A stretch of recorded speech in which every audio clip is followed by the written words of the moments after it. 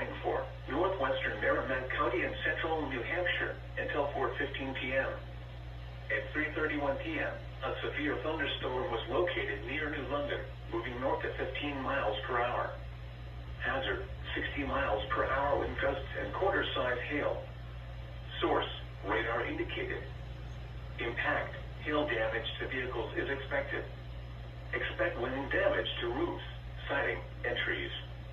Locations impacted include Danbury, Hill, Andover, Sutton, Wilmot, New London, Salisbury, Newbury, and Warner. This includes Interstate 89 between mile markers 22 and 33. This also includes Mount Kearsarge. For your protection, move to an interior room on the lowest floor of a building. Torrential rainfall is occurring with this storm and may lead to flash flooding. Do not drive your vehicle through flooded roadways.